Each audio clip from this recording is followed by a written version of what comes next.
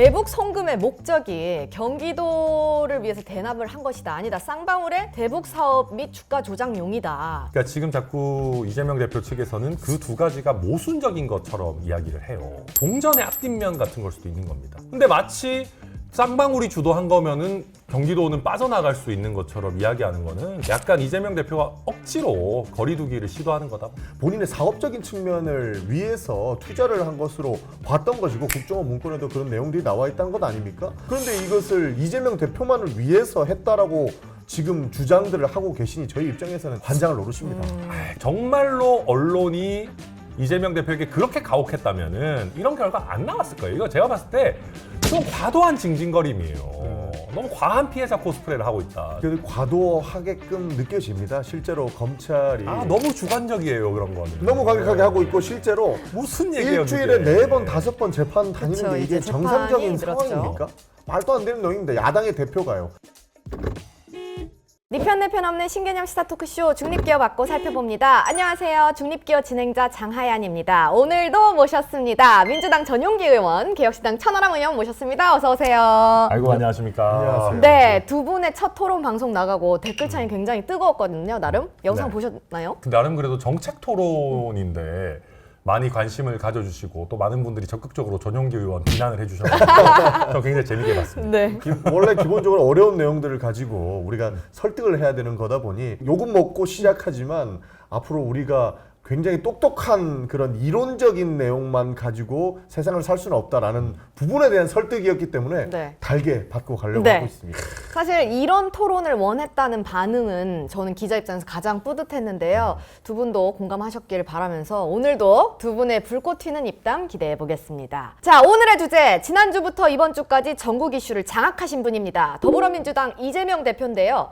애완견 발언이 논란이 됐습니다. 발언 사흘 만에 이재명 대표가 유감을 표명했습니다. 일부 언론을 비판한 것이라며 오해를 불러일으킨 점은 유감이다라고 말했는데요. 천 의원님은 이제 네. 이 대표랑 양문석 의원 윤리위 제소한다고 하셨는데 이제 그렇죠. 유감 표명했잖아요. 제소 네. 입장 여전하신가요? 그러니까 사실은 유감 표명을 조금 하셔가지고 뭐 김이 약간 빠진 건 있습니다. 솔직히 말씀드리면 저는 그런데 조금 더 깔끔하게 사과하셨으면 어땠을까 싶습니다.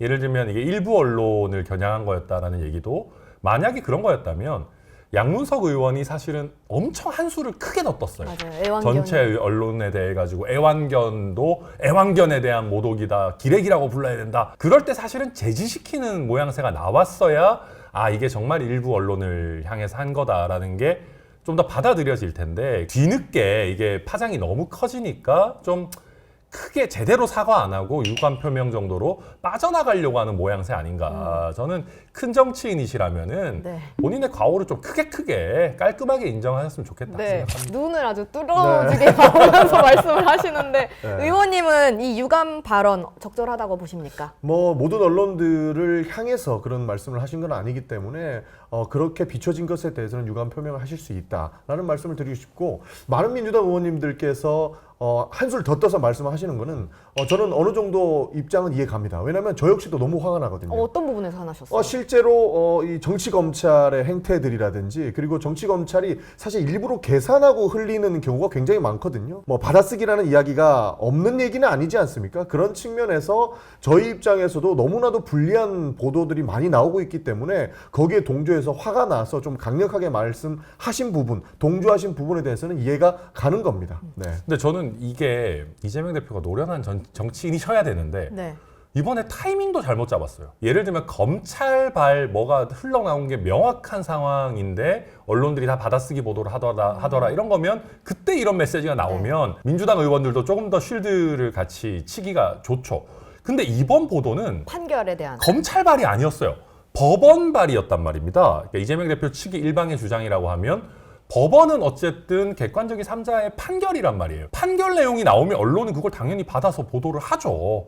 거기다 대고 갑자기 검찰의 애완견 이런 얘기 나오니까 이거는 뭐 타이밍도 이상하고 내용도 이상하고 언론이 전체를 싸잡아가지고 이렇게 폄하하고 그러니까 전 굉장히 좀 이번 메시지 자체는 아주 큰 실책이다. 그러니까 물론 맞는 말씀입니다. 이건 판결문에 대한 보도기 때문에 그렇게 예민하게 받아들일 필요 없다라고는 보실 수 있겠습니다만 보수 언론이라고 하는 분들은 사실 검찰의 입장으로 나왔던 기존의 보도와 비슷한 내용들을 더 많이 다뤘고 이에 대한 반론권을 거의 보장하지 않는 듯한 그런 모양새였거든요. 그거야 판결을 졌으니까 그렇지. 아니, 그러면 항소심에서 이겨야죠. 그러니까 그러다 보니 예. 왜 이렇게 검찰 측 주장만 난무하게 작성을 해놓느냐에 대해서 화가 안 날 수가 없는 겁니다. 그 측면에서 감시자의 역할을 더 해줬으면 좋겠고 굉장히 좀 중립적으로 보도를 해줬으면 좋겠다라고 하는 생각에서 그러지 않은 모습들에 대해서는 사실 비판을 할 수 있다라고 보는 거죠. 딱 그 정도기 때문에 네. 비난을 통해서 그리고 모든 언론들의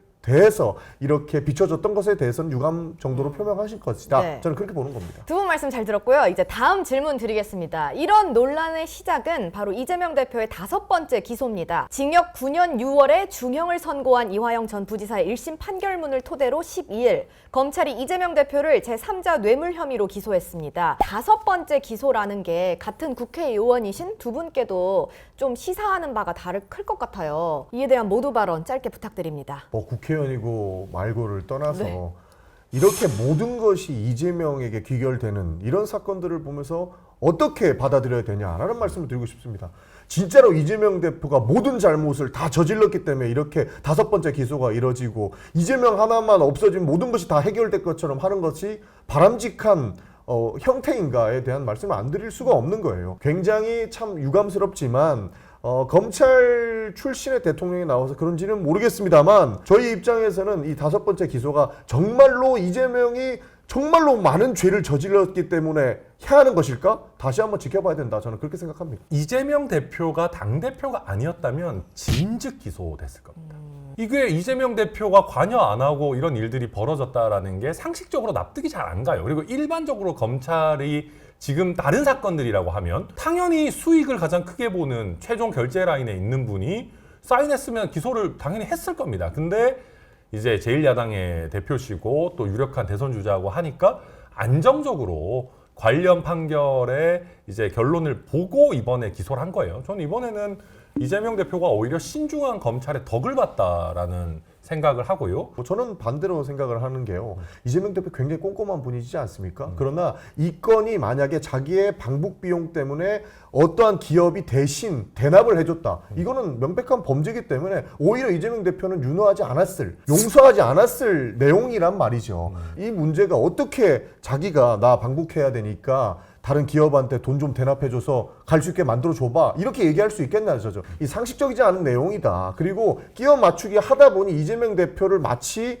기소하기 위한 이 검찰의 정치 쇼다. 이렇게 볼 수밖에 없는 것이었습니다. 네. 자, 그러면은 이제 대북 송금의 목적이 경기도를 위해서 대납을 한 것이다. 아니다. 쌍방울의 대북 사업 및 주가 조작용이다. 이렇게 첨예하게 갈리고 있잖아요. 여야의 입장이. 이 부분은 어떻게 보시는지? 그러니까 지금 자꾸 이재명 대표 측에서는 그 두 가지가 모순적인 것처럼 이야기를 해요. 근데 이게 사실은 동전의 앞뒷면 같은 걸 수도 있는 겁니다. 대북 사업을 하면서 그거를 쌍방울 입장에서는 호재로 사용해서 우리가 이런 식으로 관에서 하는 대북 사업에 우리가 참여한다. 이렇게 간다면은 그게 기업 입장에서는 또 주가 부양책도 될 수 있는 거거든요. 근데 마치 쌍방울이 주도한 거면은 경기도는 빠져나갈 수 있는 것처럼 이야기하는 거는 저는 약간 이재명 대표가 억지로 거리두기를 시도하는 거다. 그렇게 봅니다. 그러니까 기업 입장에서는 당연히 굉장히 달콤한 제안이겠죠? 제안이었고 내용이었을 거라고 봅니다. 왜냐하면 본인도 관에서 하는 대북 정책하고 국가 부양도 시킬 수 있는 것이고 나중에 그 대북 사업권을 딸 수 있는 내용 아니겠습니까? 그러다 보니 본인의 사업적인 측면을 위해서 투자를 한 것으로 봤던 것이고 국정원 문건에도 그런 내용들이 나와 있다는 것 아닙니까? 그런데 이것을 이재명 대표만을 위해서 했다라고 지금 주장들을 하고 계시니 저희 입장에서는 환장을 노릇입니다. 근데 동기가 뒤섞여 있어도 어쨌든 그 이재명 대표 측에서 뭔가 대가성이 있는 느낌으로 비용을 내야 되는데 그게 예를 들면 기업들이 자기도 이익을 보지만 이재명 대표도 동시에 이익을 본다라고 해서 돈을 내면 당연히 뇌물이죠. 자, 그런데 여기서 그래서 알았나 몰랐나의 판단이 그쵸, 나오는 보고 것인데 여부. 이재명 대표는 내가 알았다면 그것은 받아들일 수 없는 것이다라는 입장이시고 그것을 검찰은 아니다, 당신은 알았을 것이다라고 추정하면서 기소하고 그것을 판결을 이끌어내려고 하다 보니까 조작 수사니 뭐니 이런 얘기가 나오는 겁니다. 아무튼 그러니까 이제 사법적인 결론이야 법원에서 나겠지만 이게 옛날에 조국 대표가 말씀하신 알았으면 공범이고 몰랐으면 무능이다. 예. 그 프레임에서 잘 못 빠져나가요. 이재명 대표는 막 뭐 쌍방울 저기가 뭐 문제고 거의 뭐 잡범 같고 뭐 이런 식으로 막 하는데 근데 재밌는 게 그 잡범 같은 사람들한테 법인카드 받아다가 막 돈 쓰고 했던 게 자기가 발탁한 부지사고 거기서 또 지금 어마어마한 대북 송금 이재명 대표가 알았든 몰랐든 간에 뭔가 지금 돈이 오가고 이런 건 객관적인 팩트잖아요. 그러니까 정치적으로는 이재명 대표가 타격이 있을 수밖에 없다. 뭐 저도 마지막으로 한마디만 정리하면 여러 가지 사안들이 있지만 참 어렵습니다. 과거에 노무현 대통령이 재임하시던 시절에는 길 가다가 돌부리에 걸려 넘어져도 노무현 때문이다라고 했거든요. 네. 지금 다 이재명 때문이다라고 이야기를 하고 있어요. 그러다 보니까 저희도 답답한 심정입니다. 그렇지도 않아요. 왜냐하면 봐봐요. 언론이 그렇게 편향돼 있다. 검찰만 쓴다. 검찰의 애완견이다. 기레기다. 막 난리를 치지만 아니 지금 이재명 대표 대선 주자 1등하고 있고 여의도 대통령이시잖아요. 여의도 대통령이고 지금 더불어민주당 압승했고 윤석열 대통령 지지율 이 모양 이 꼴이고 여당 지금 뭐 완전 쪼그라들어가지고 원구성 협상도 질질 끌려다니고 있는데 정말로 언론이 이재명 대표에게 그렇게 가혹했다면은 이런 결과 안 나왔을 거예요. 이거 제가 봤을 때 좀 과도한 징징거림이에요. 너무 과한 피해자 코스프레를 하고 있다. 저는 그렇게 봅니다. 근데 그 과도하게끔 느껴집니다. 실제로 검찰이 너무 주관적이에요 그런 거는. 너무 과격하게 하고 있고 실제로 무슨 얘기예요? 일주일에 그게. 4번, 5번 재판 다니는 그쵸, 게 이게 이제 재판이 정상적인 늘었죠. 상황입니까? 말도 안 되는 놈입니다. 야당의 대표가요. 과거에 김대중 대통령 얘기를 안 할 수가 없는데 김대중 대통령도 내라는 모로 사형받으셨습니다. 그때도 정부에서 어떻게든 문제 삼아가지고 죽이려고까지 했었어요. 그러나 역사는 어떻게 평가됐습니까? 결국에는 바뀌는 부분이 있다는 겁니다. 지금 검찰 출신의 대통령이 나왔고 검찰력을 동원해서 굉장히 많은 재판을 받게 만들고 있습니다. 이것이 비단 실제로 이재명의 모든 죄인가 다시 한번 지켜봐야 될 때가 올 거란 말입니다. 근데 이건 시국 사건이 아니고 뭐 다 이제 막 무슨 경제 범죄 막 이런 거니까 뇌물변 범죄 이런 거니까 그러니까 시국 사건이 아니다라는 말씀에 한 말씀만 더 네. 드리면 그때 당시에 가장 악랄했던 범죄가 네. 사실 내라는 모였던 거예요. 그때는 그게 시국 사건이었던 것이고 지금은 사실 중범죄로 몰고 가야만 이 문제의 해결점이 보인다고 본다라고 생각합니다. 네. 자, 네. 이번 추가 기소로 이 대표는 7개 사건 11개 혐의의 재판을 받게 됐습니다. 조만간 1심 판단이 나올 재판 중에 하나가 바로 위증교사 혐의 재판인데요. 지난해 9월 검찰이 쌍방울, 백현동, 대장동 의혹과 묶어서 구속영장을 쳤을 때 영장 전담 판사가 이 부분에 대해서는 위증교사에 대해서는 혐의 소명이 된다라고 본 부분이기도 합니다. 일단 국민의힘 박정훈 의원이 공개한 녹취 들어보셨나요? 뭐 다는 들어보지 못했습니다만 네, 하이라이트는 뭐 들어보고. 보도를 통해서 네, 봤습니다. 주요 저도 내용. 하이라이트를 들어봤는데 네. 거기서 이제 우리가 짚어봐야 될 부분이 이건 것 같아요.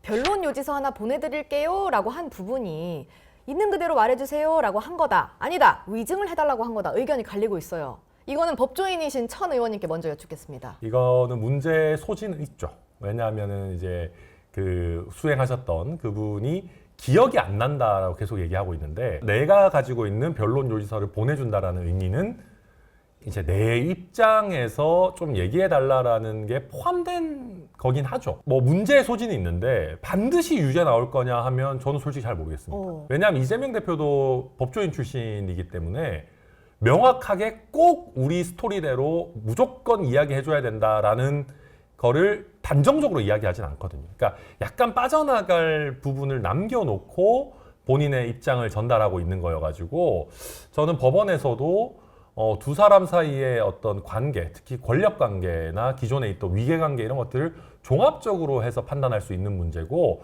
공개된 녹취만 딱 보고 무조건 이재명 대표 유죄다라고 단정하기는 저는 오히려 좀 아리송하더라고요. 아, 오히려 더 어려워졌다라는 네. 말씀. 그래서 뭐 당에서 입장 내는 것도 딱 요겁니다. 그리고 이 녹취가 도대체 어디서 나왔느냐라고 저희가 치고 들어갈 수밖에 네. 없는 내용이 도대체 이 사안들이 어떻게 흘러가기에 이렇게 외부에서 재판도 받지 않은 상황들이 흘러나오는 것이냐? 이 녹취는 근데 공판장에서 이미 틀어졌던 거긴 요새 하죠? 사실은 우리가 이제 공판장에서 이런 게 있으면 우리가 재판장에서 원래 녹음하면 안 됩니다. 맞습니다. 네, 맞아요. 가지고 나올 수가 녹음하면 안 없어요. 되죠. 근데 요즘 세상이 녹음이 너무 쉽다 보니까 네. 재판장에서 저도 예전에 이제 재판할 때 보면 민감한 것들 녹음해서 들고 나오신 분들이 너무 많아요. 이게 재판 단계로 넘어가고 공개해서 틀고 이런 단계가 되면 그게 꼭 검찰에서 보냈을 거다라고 단정하기 어려운데 이것도 그런 거예요. 민주당은 뭐만 튀어나오면은 검찰이 또 했다. 검찰에서 흘렸을 거다 막 해서 검찰 악마화 전략으로 가는데 전 그것도 좀 안 맞다 생각해요. 그러니까 법원에서 가지고 있던 내용들이 밖에 공개되면 안 되는 것 아닙니까?